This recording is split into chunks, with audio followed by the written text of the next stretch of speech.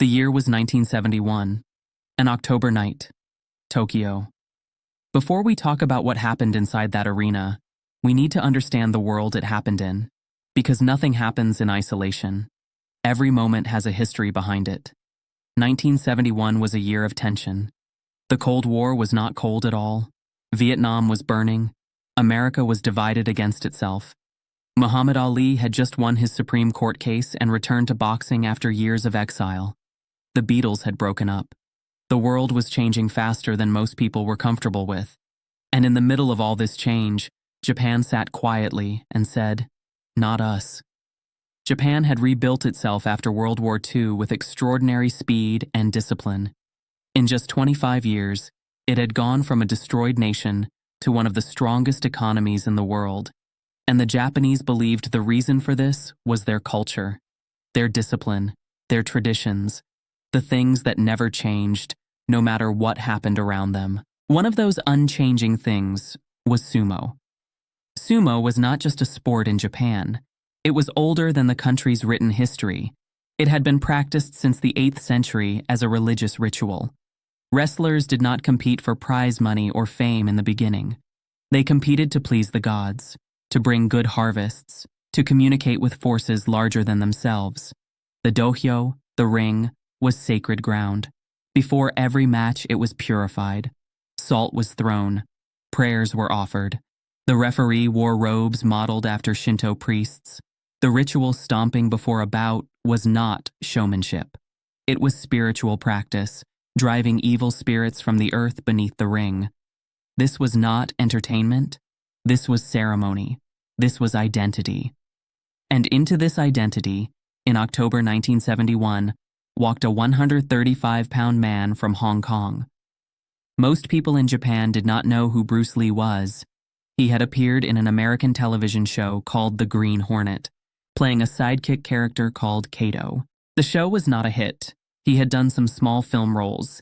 He was working on projects that had not yet been released. Enter the Dragon, the film that would make him a global legend, would not come out until 1973. In October 1971, Bruce Lee was simply a man with a philosophy and a body that had been trained to express that philosophy in motion. But the philosophy was extraordinary. Bruce Lee had grown up between worlds, born in San Francisco to a Chinese father and a Eurasian mother, raised in Hong Kong. He returned to America at 18 years old and found that he did not fully belong anywhere.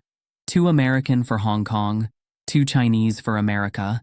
Not enough of any one thing for any one place.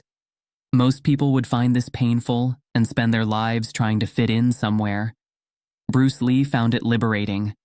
If no single tradition owned him completely, then he was free to take from all of them.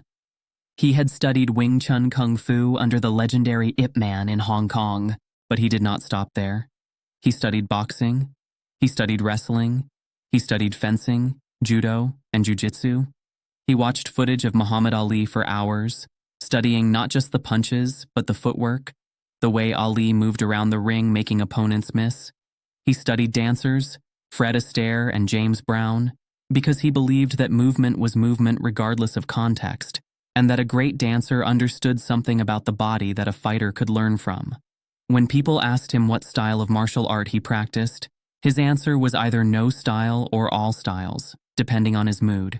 He called his approach Jeet Kune Do, which translates roughly as the way of the intercepting fist. But he was always careful to say it was not a style in the traditional sense. It was a philosophy, a way of thinking about combat and about life. His core belief could be expressed simply: do not fight the force coming at you. Use it. Redirect it. Be like water. Water does not fight the rock in its path.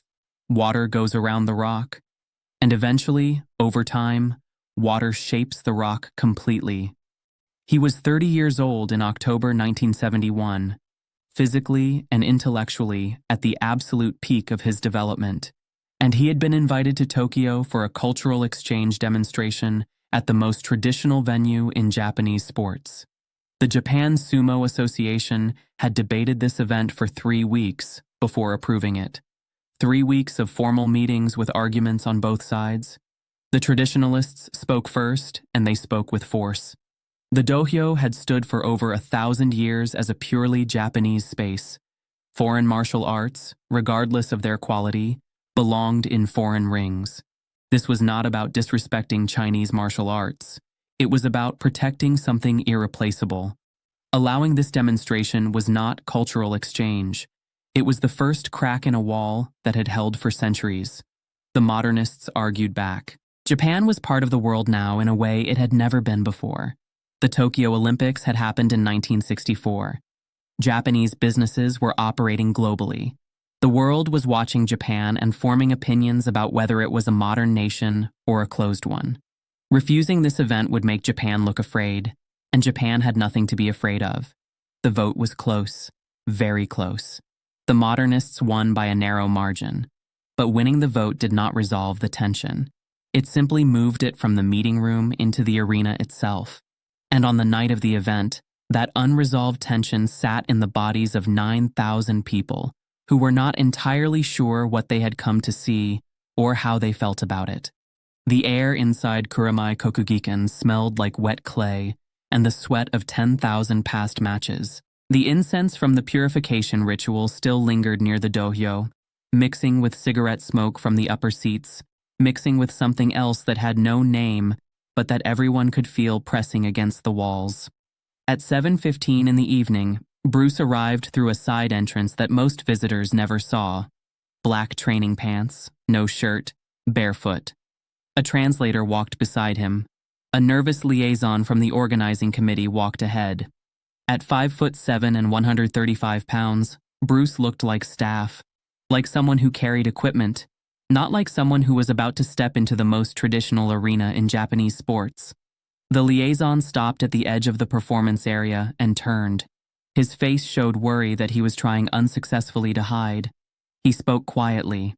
He told Bruce that the wrestler chosen for this demonstration was Takamura. He explained that Takamura was a yokozuna, the highest rank in sumo.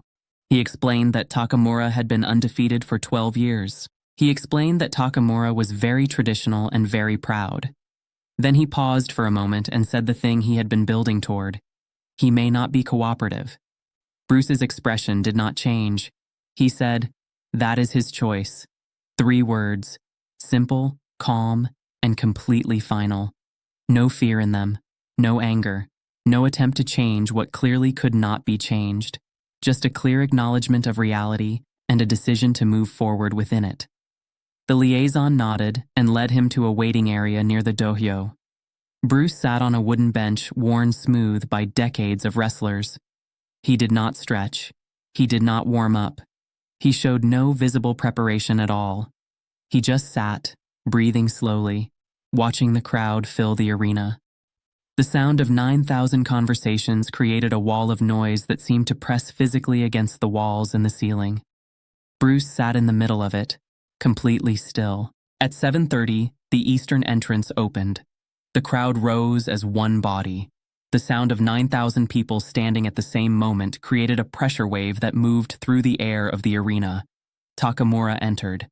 He wore the kesho mawashi, the ceremonial apron embroidered with his stable's symbol. A single piece of embroidered fabric that cost more than most Japanese workers earned in 3 months. His body was a monument to what sumo could do to a human being over 40 years of dedicated training. 450 pounds, but not scattered or soft, distributed with absolute purpose. Every pound was exactly where it needed to be. His legs were like the supports of a bridge, built to hold weight and transfer force to the earth. His torso was like a barrel of solid wood. His arms were thick enough that crushing ribs would require almost no deliberate effort. His top knot was perfect. His face was stone. He climbed onto the dohyo and the platform groaned beneath him. He performed the ritual stomping, each foot raised high, each foot driven down into the clay with full force, driving evil spirits from the ring. The sound of each impact echoed through the silent arena. When he finished, he stood at the center of the ring and looked directly at Bruce. His eyes communicated what his mouth did not need to say. "You do not belong here." The referee climbed onto the dohyo. He wore traditional black robes with gold trim. His face was carefully neutral in the way that referees in sumo must always be neutral, showing no preference, no emotion, only observation and declaration. He explained the rules of the demonstration to both men. The translator repeated them quietly in English to Bruce. Takamura would perform a ceremonial charge.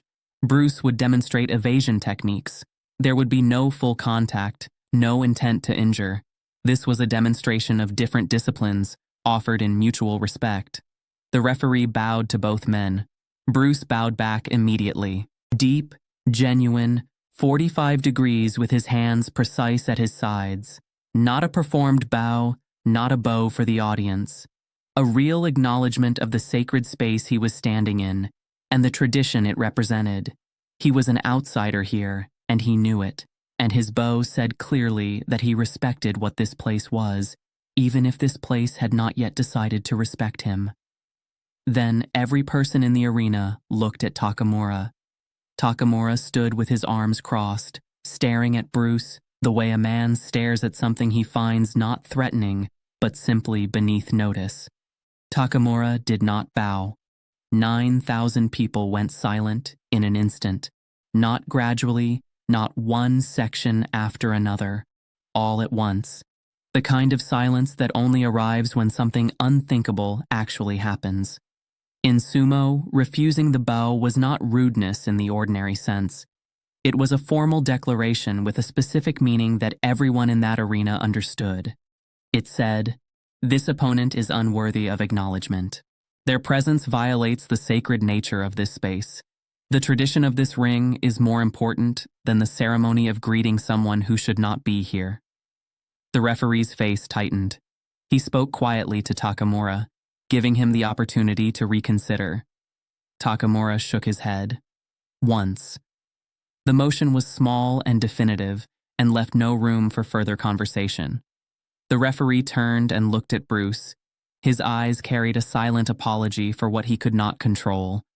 Bruce, who had been holding his bow throughout this, straightened slowly. He looked at Takamura for 3 full seconds, not with anger, not with embarrassment, with something much quieter than either of those things. Then he nodded once. Acceptance, complete and genuine acceptance. The other man had made his position clear, and Bruce had received it clearly and decided it would not change what he was here to do. The referee raised his hand. 9,000 people held their breath. Takamura moved into his starting position. The classic sumo crouch, low and wide, centuries of refinement compressed into a stance that could launch 450 pounds forward with explosive force in less than a second. Bruce stood naturally, feet slightly apart, arms loose at his sides. No defensive guard, no fighting stance, nothing that telegraphed what he was about to do, because he had not yet decided what he was about to do. He was simply present, completely relaxed, waiting to respond to whatever came. Some people in the crowd laughed nervously at the image. The size difference alone was almost absurd. Takamura looked like he could end this encounter simply by falling in Bruce's direction. Then Takamura charged. 450 pounds of trained force moving at full speed. The kind of force that had ended hundreds of matches in seconds. The kind of force that rearranged the architecture of whatever it contacted. Bruce was not there. One small movement, a sidestep so precise and so fast that the eye barely registered it as movement at all. No drama, no acrobatics, no leap. A quiet, efficient shift to the side, like water parting around the bow of a ship. No resistance, no collision, just a slight change in position that left Takamura's momentum with nowhere useful to go. Takamura carried through to the edge of the ring and stopped barely inside the boundary. 9,000 people exhaled together. Takamura turned around. His face was still stone, but something behind his eyes had changed. Something that had been certain was now being recalculated. He charged again. Bruce was not there. Again and again. Each time the same result. Each time Bruce used Takamura's own momentum rather than opposing it, redirecting the force rather than absorbing it, finding the empty space that the charge had created by committing so completely to its direction. After the fourth charge, the crowd stopped being nervous. The laughter stopped. People leaned forward and went quiet in a completely different way. The silence not of shock anymore, but of people who understand they are watching something they will remember. After the sixth charge, something happened that had never happened in 12 years of Takamura's career. He paused. He stood in the center of the ring and he was quiet. Not tired. Yokozuna wrestlers do not tire easily. But something was being processed. Something was being reconsidered. He looked at Bruce. Really looked. Not with contempt and not with the dismissiveness of before. With something that was beginning to resemble genuine attention. After the seventh charge, Takamura stopped completely. He stood still in the center of the ring for a long moment. The arena was completely silent. 9,000 people waited without knowing exactly what they were waiting for. Then Takamura bowed. It was not a formal bow. It was not a performed bow for the audience. It was small and real and unmistakable. The bow of a man who has just encountered something genuinely unexpected and is responding honestly to it. The bow that means, I see you. I did not expect to see you, but I see you now. Bruce bowed back immediately. Deeper, longer, the full acknowledgement of what had just been offered. 9,000 people rose to their feet, and the sound was completely different from when they had risen for Takamura's entrance. That had been reverence. This was something else. This was the sound of people responding to a moment they recognized as rare without being able to fully articulate why. The next morning, the Asahi Shimbun ran a piece on the event. The reporter, a sports journalist named Kenji Mori, who had covered sumo for 20 years, wrote that watching Bruce Lee move was like watching water try to hit smoke. He wrote that in 40 years of watching sumo, he had never seen a yokozuna bow to an opponent during an event. He wrote that the bow was more significant than anything else that had happened in the ring that night, because in sumo culture, a bow of that kind had a specific meaning. It was not a bow of defeat. It was a bow of legitimacy. Takamura, by bowing, had said, "You belong here." It had taken 7 charges and 12 years of undefeated pride to arrive at that conclusion. But he had arrived. Bruce Lee had written in his private notebooks, years before this night, words that describe exactly what happened in that ring. He wrote, "Be like water making its way through cracks. Do not be assertive, but adjust to the object, and you shall find way round or through it." He wrote, "The highest technique is to have no technique." He wrote, "Absorb what is useful, discard what is useless, and add what is specifically your own." Takamura had spent 40 years mastering one thing with complete dedication. Bruce Lee had spent his life refusing to be fully mastered by any single thing. Both approaches had produced genuine greatness. The question that night was which greatness could adapt to the presence of the other. After the event, a young journalist managed to speak briefly with Takamura as he was leaving the arena. The journalist asked, "What did you think of Bruce Lee?" Takamura was quiet for a moment. Then he said 3 words. He understood empty space. Then he walked away. 3 words from a man who had built his entire career on the mastery of space inside a ring. Who knew better than almost anyone alive what it meant to control space, to deny space to an opponent, to use space as a weapon. 3 words that meant, I saw something real tonight. Bruce Lee died in July 1973. He was 32 years old.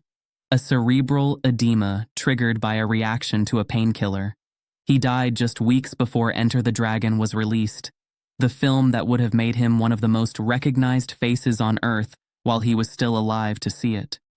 He never knew the full extent of his influence. He never saw mixed martial arts become a global sport that owed its foundational philosophy largely to ideas he had been writing and teaching since the 1960s, when every martial arts school was fiercely protective of its own style, and the idea of combining techniques from different traditions was considered disloyal or confused. He never saw his notebooks become studied texts. He never saw his ideas about human movement influence athletes, soldiers, dancers, and filmmakers, across the following 5 decades. What happened in Tokyo in October 1971 was not about martial arts. Not really. It was about two kinds of excellence meeting each other in a small clay ring in front of 9,000 witnesses. Takamura represented excellence through depth, 40 years of total commitment to one thing, mastery so complete and so long sustained that his body had physically transformed to serve it. He was not simply a practitioner of sumo. He was sumo expressed in human form. Bruce Lee represented excellence through breadth and adaptability, a refusal to accept that any single system contained the whole truth, a belief that the most honest relationship with knowledge was one of constant questioning, constant borrowing, constant refinement. He was not the master of one style. He was a student of all movement. Neither of these was wrong. Both had produced something extraordinary. But on that night, in that ring, one kind of excellence could not make contact with the other. And the kind that kept charging, kept committing, kept finding empty space where it expected resistance, had to stop, and be still, and look honestly at what it was seeing, and then bow. What Takamura's bow said, underneath all the tradition and the pride and the 12 undefeated years, was something very simple. There are more ways to be excellent than the way I know. For anyone, that is a difficult thing to say. For a yokozuna, for a man whose entire identity was built on the supremacy of one tradition, it was an extraordinary thing to say. 9,000 people went home that night, having seen something they could not quite name. A demonstration that became something else. A confrontation that became something else. A meeting between two worlds that somehow left both worlds intact. Bruce Lee had walked in barefoot through a side entrance. He had bowed to the space before anyone asked him to. He had accepted the refusal of acknowledgement without anger or embarrassment. He had done nothing to humiliate the man who would not recognize him. He had simply moved, quietly, precisely, honestly, and he had kept moving. Until the mountain moved too. That is the story of one October night in Tokyo in 1971. That is the story of 9,000 witnesses, and that, in the end, is the story of Bruce Lee.